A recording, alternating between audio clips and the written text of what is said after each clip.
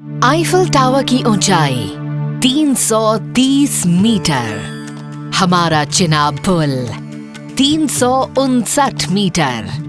ये आंकड़ा नहीं, ये उत्तर है। स्टैचू ऑफ लिबर्टी 93 मीटर, हमारी स्टैचू ऑफ यूनिटी 182 मीटर। ये तुलना नहीं, ये घोषणा है। भारत ने तय किया है, अब वो सबसे बड़ा होगा, सबसे ऊंचा होगा, सबसे तेज होगा। एक प्रधान सेवक, एक दशक, 30 असंभव सपने जमीन पर उतरे। ये है नया Bharat.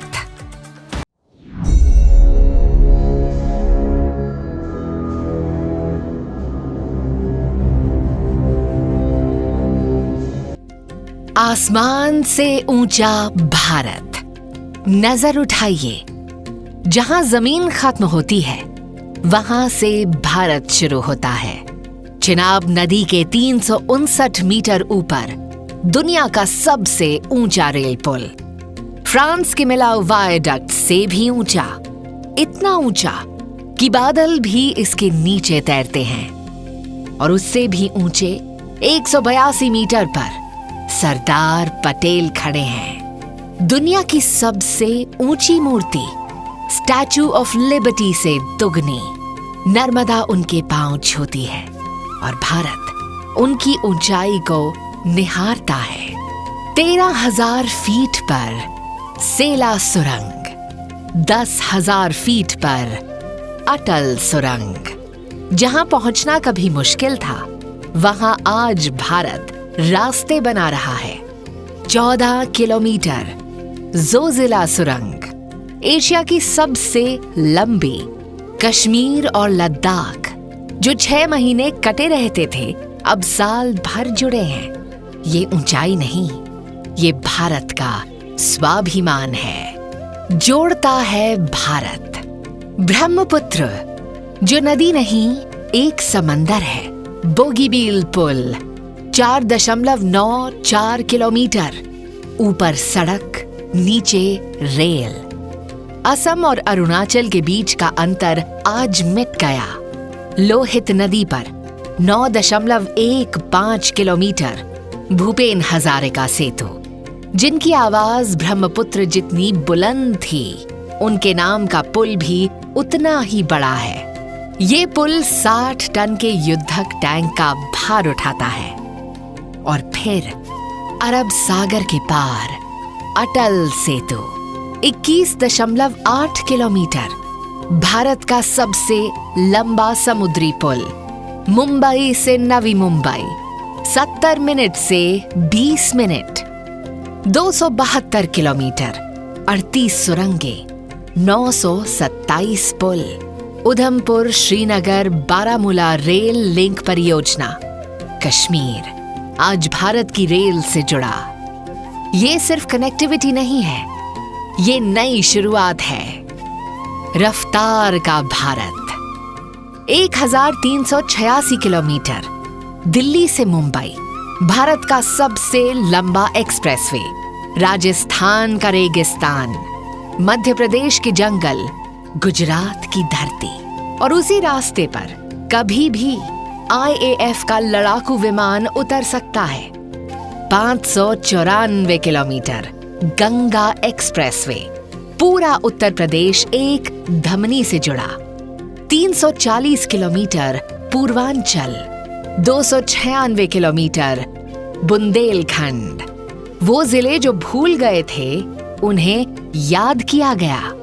2843 kilometre dedicated freight corridor, मालगाड़ी 100 किलोमीटर प्रति घंटे से दौड़ती है और 180 किलोमीटर प्रति घंटे RRTS, दिल्ली से मेरठ। भारत की रफ्तार बदल गई, भारत की पहचान बदल गई। श्रद्धा और संस्कृति का पुनर्जागरण। सिर्फ एक घंटी की आवाज और 5000 साल जिंदा हो जाते हैं। काशी विश्वनाथ धाम 3000 वर्ग मीटर था, अब 50,000 है और बाबा के मंदिर से मां गंगा दिखती हैं। सदियों में पहली बार द्वारका, भगवान कृष्ण की नगरी, बेट द्वारका उनका सबसे प्रिय घर, सुदर्शन सेतु के दोनों किनारों पर बने पैदल पथ, वॉकवे, दीवारों पर श्रीमद् भगवत गीता के श्लोक, अरब सागर की हवा है, कृष्ण का आशीर्वाद है। ये इंफ्रास्ट्रक्चर नहीं, ये सभ्यता की वापसी है। लोकतंत्र का नया मंच, 28 मई 2023, नई संसद, भारत के नए युग का उद्घाटन। लोकसभा में 888 सीटें, राज्यसभा में 300 और बीच में सेंगोल, वो राजदंड जो 1947 में चोल परंपरा से भारत को मिला था। अब वो वहां है जहां उसे हमेशा होना चाहिए था। 2023 G20 नई दिल्ली, 40 देशों के नेता भारत मंडपम में, दुनिया के सामने एक नए भारत की तस्वीर। यशो भूमि, जहां भारत की सॉफ्ट पावर अपनी सबसे बड़ी मुस्कान देती है। ये मंच बनाए गए हैं क्योंकि भारत को उसकी अहमियत पता है। आज का भारत अभी और आगे, और अभी तो शुरुआत है। 508 किलोमीटर बुलेट ट्रेन, 350 की रफ्तार, अहमदाबाद से मुंबई 3 घंटे, समुद्र के नीचे से मुंबई कोस्टल रोड, अरब सागर के 20 मीटर नीचे एक सुरंग है और हुगली के 30 मीटर नीचे मेट्रो दौड़ती है। भारत का पहला अंडर सी मेट्रो कॉरिडोर। नोएडा में एशिया का सबसे बड़ा ग्रीनफील्ड एयरपोर्ट, जेवर, 7 करोड़ यात्री। राजकोट, नवी मुंबई, नए आसमान, द्वारका एक्सप्रेसवे, हर कोने में, हर जिले में भारत बन रहा है और ये तो बस शुरुआत है। प्रधानमंत्री मोदी ने कहा था, विकसित भारत सिर्फ शब्द नहीं है, ये 140 करोड़ भारतीयों का संकल्प है। आपने आज जो देखा वह संकल्प पत्थर में है, वह संकल्प लोहे में है, वह संकल्प बादलों से ऊंचा है, वह संकल्प समुद्र से गहरा है। 2047 में जब भारत अपनी आजादी की 100वीं सालगिरह मनाएगा, ये नींव याद की जाएगी, ये दशक याद किया जाएगा, ये नेतृत्व याद किया जाएगा। भारत बना, भारत बन रहा है, भारत बनता रहेगा। जय हिंद।